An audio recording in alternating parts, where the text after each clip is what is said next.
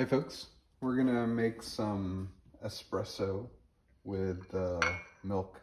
You could say kind of like a cappuccino. Uh, let's get some water boiling. We're using the Flair Pro 2, which is a lever espresso machine, to pull our shot today. And you're maybe wondering why I have a mocha pot here, or the base of a mocha pot at least. We're gonna use that to heat up the cylinder, which is used for holding the water when we're pulling a shot. So you could say the combination of these two components that fit over here into the flare form the portafilter and the brewing chamber. So anyway, let me put this here. I'm going to put this on the stove.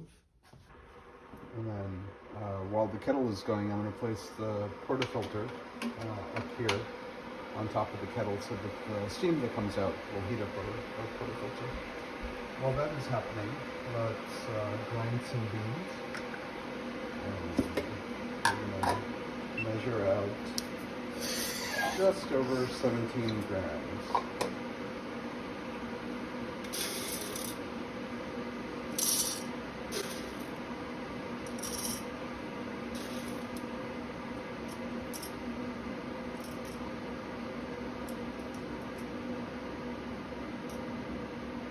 $17.2, that works.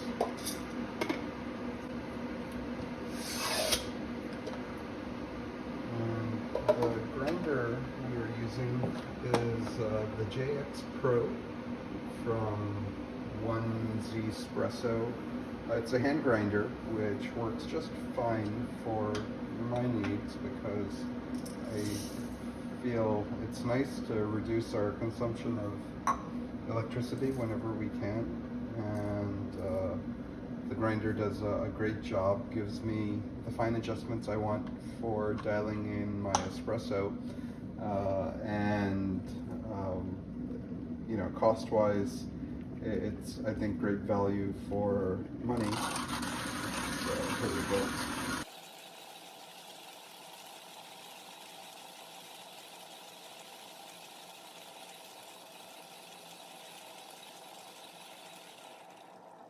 Great. Okay, just give it a little tap so that any grounds that are stuck to the side as a result of static electricity are making their way down into the catch down below. So the water's still making its way to a boil, and while it does that, I'm going to go ahead and grab the portafilter, and it's, in my opinion, it's hot enough. I'm more concerned about getting the cylinder hot because it has a much larger mass and can act as, you know, a heat sink, pulling away the heat from our water, and ultimately resulting in not the most ideal espresso. So the condensation that formed from the steam, I'm just getting rid of that because we don't want our coffee to be wet. And I will grab the dosing funnel and we'll put that together. We'll tear that out. And get our coffee. So you have to dial in, you know, your beans, and that changes over time as they age. It's different for each coffee. Even, you know, they say different for each grinder. I haven't, you know, used other grinders for the purposes of espresso, but I want to show you the results. Hopefully, I probably won't focus or even expose correctly, but yeah, we'll try to show it to you over here. So let me take it off of the scale. We got our coffee out. Let's kind of help distribute that. I have this little tool from a company or a dude named Max on Etsy. Goes by Creative Work. Really nice. It's a walnut handle. He has different woods. You can also make one out of just a piece of cork and like from a bottle, and some, I think that people have used acupuncture needles. Anyway, I like supporting small businesses, and it goes nicely with the distribution tool and tamper that I ordered from him. So that's what I have. All right, let's make sure that we got close to what we put in. I actually got 16.9. What I'm targeting is a 2-to-1 ratio, and I generally try to end up with 17 grams of beans. We have just under that. So now that we have distributed the coffee a little bit, I'm going to bring in the distributor for a little more, it's kind of the little bit of prep before we tamp. All right, so I'll just show you real quick the result from that effort. And then I like this tamper because I don't have to think about the force I'm applying. I always get, you know, the same depth of push. And I'll just show you the puck real quick. I know I'm losing temperature in the portafilter here. It's a relatively small mass, so I'm not too concerned about it. Obviously, it goes faster if you're just doing it than if you're also trying to talk about it, but what you're trying to end up here with is a puck that is flat and straight, right? So I have that. This is super important. I've left it out a couple of times, but the dispersion screen, I want to get that in there, and the way Andrew describes, like you just bring it in from the side, nice and flat, and just let it drop in. That works super well. In the meantime, my cylinder has gotten to, it looks like 95 degrees. I'm gonna go ahead and grab it. If I had multiple cameras, I could show you this, but it's coming off the stove, and trying to handle something hot like that and swing my tripod around, I'd rather not risk that. And I'm also concerned about time because, again, I don't want to lose temperature over here. So I've placed the cylinder on top of the portafilter. I'm going to pour in my boiling hot water.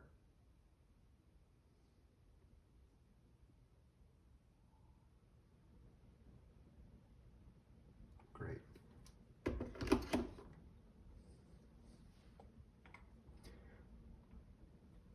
The other thing I would have done while we were, you know, heating things up, including the water in the cylinder, is I would have pulled out the milk, making a milky drink for my wife. I usually don't have a milky drink these days. I just have espresso. By the way, you'll notice that the scale we're using it's not small enough to fit on the drip tray, but that's okay. I have it sit on the stand, and that does the job. So what I'm going to do is I'm going to apply between 1 and 2 bars of pressure until I see a drop, and then I will start the timer, and I'll keep that pressure for 10 seconds. So we're pre-infusing here, and I will now ramp up the pressure to 6 bars, and I want to keep that for a 35-second extraction, trying to target double what we put in, so roughly 34 grams. We were at 16.9.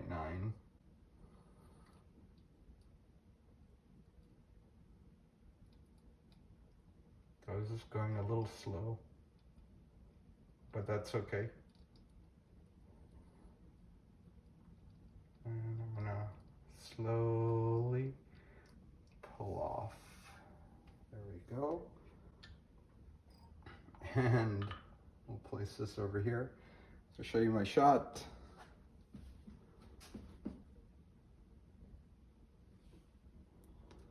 Okay, great. So we got that. Like I said, I would have normally had the milk heated up in the meantime, but we're going to do this in succession. And I'm going to place the cup on top of the bottom of the mocha pot to preheat that because my wife likes her coffee hot. What am I doing? Okay, yeah. So hopefully you can see that. We're gonna steam some Oatly today. Of course, you can do cow's milk and other milks. Oatly also makes a barista edition. We don't buy that, we buy this, and it does the job. I have a thermometer to tell me what the milk temperature is. So we want to get that to around, I'm going to get it to around 70 degrees for her, which is 160 degrees Fahrenheit, because she likes her coffee relatively hot. And let's reset. Actually turn it off. I'm gonna have a shot as well, so I'll do a little bit of prep for my next shot while we wait for the milk to heat up. There's going to be a little bit of water left in here, and so we're going to dump that out. And this is still relatively hot to handle. If I'm just having coffee for myself, I'll let this sit for a few minutes and you know, come down a little bit in temperature before I handle it, but we'll have the napkin help us. So it's just really nice and slow with that. Still a little bit of water here. I'm going to go ahead and dump that into the sink. I'm actually going to dump it in here since this is clean. Pull out the dispersion screen, and then I got my puck out. So I'm just going to give this a quick rinse. I know this loses temperature a little bit, but I got to bring my water back up to temperature since I didn't leave it. I didn't turn it back on after I took the kettle off. That actually works out. Set that to keep warm. And then our little measuring cup over here, use that also to push the top of the cylinder back up. There we go. I'm going to put that back on now, pulling off her cup, which is preheated. I'm going to put the cylinder for my shot that I'm going to pull next back on top of the base of the mocha pot.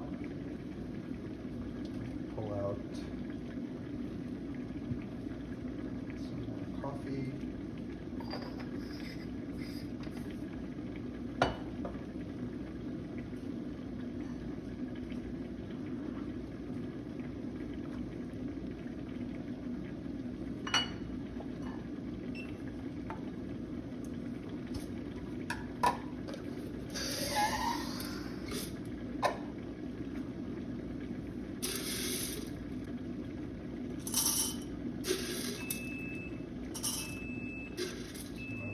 Heat it up. Oh, too much.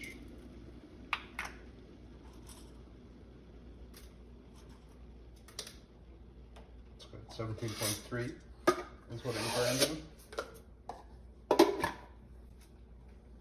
And let's see, her milk is at the right temperature, so I'm going to go ahead and turn that off. I'm going to use a French press to froth the milk. There's other tools for doing this. I use the French press because it's something I already had.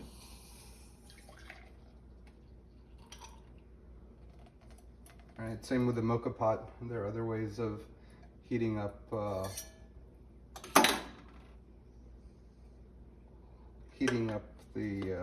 cylinder, but so 5 up and down and then short ones. 50 of them, a little more. Okay, so great. What I'm going to do is get that out and pour that back into the jug.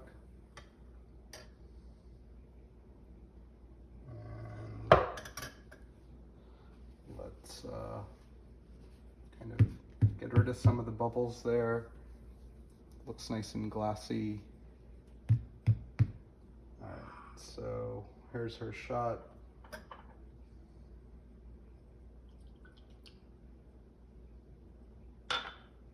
And my latte art as well. Always interesting, always unique. Abstract art, we say.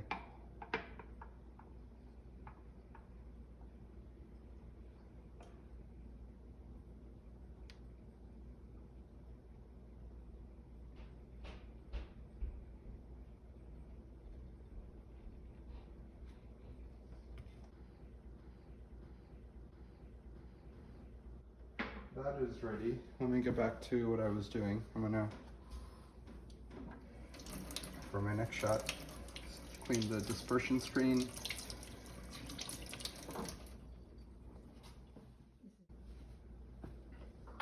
Great, so sorry, we had measured out our beans, I believe at 17.3 grams. So let's go ahead and make sure my hands are completely dry.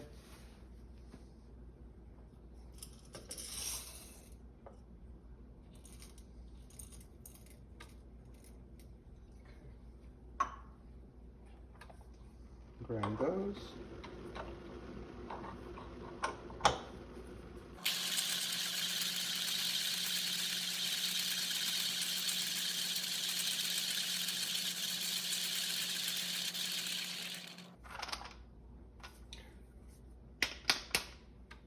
Great. Let's I'll wake that up. Let's get our portafilter.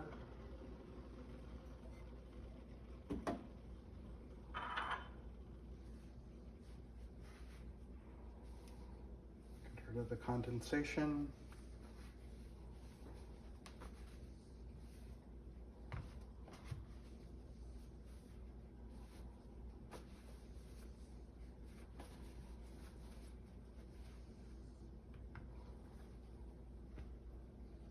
We got our dosing funnel. Secure that.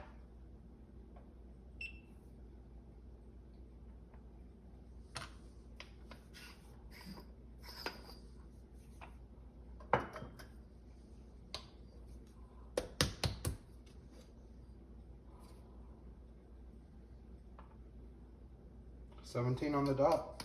Nice work. Get rid of that little extra bit of coffee.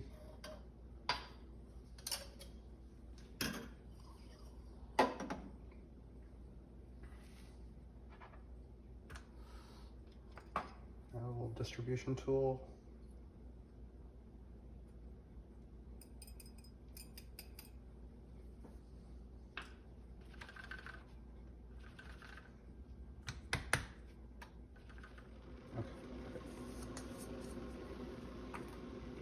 Distributor.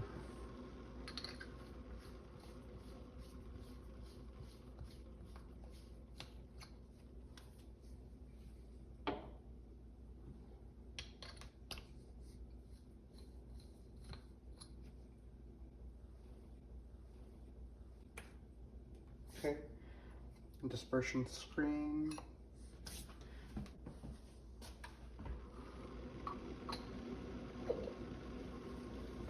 Great. I'm gonna go ahead and place that, tear it. I need to get one of those mirrors so that I can see the bottom of the portafilter.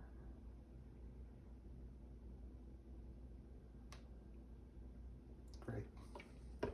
Let's get our gauge back on top. And approaching 2 bars. Seeing drops, so I turn on my timer. Just hold it there for 10 seconds.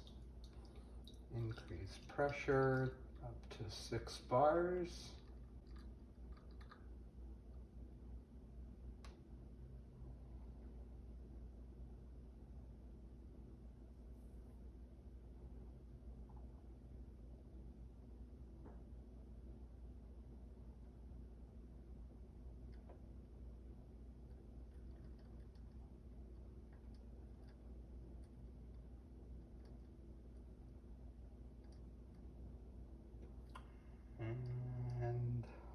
it off. Perfect timing. Okay, this handy little tool goes here, and that is our espresso. Okay, let me get a cup for this.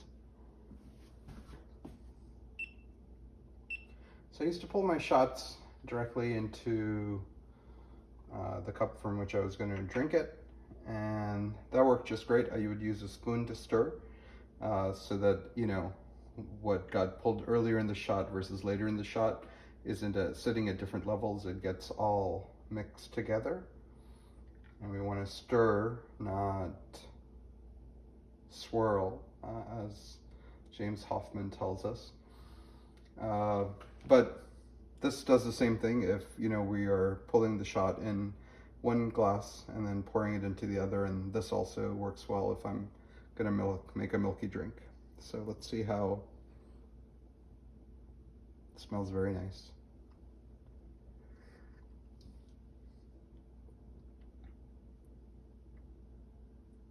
I like it.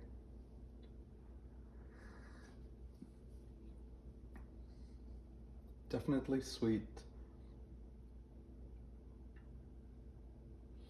You know, the other thing I need to add to my setup here is a little shot glass for some sparkling water to clear the palate before I have my espresso.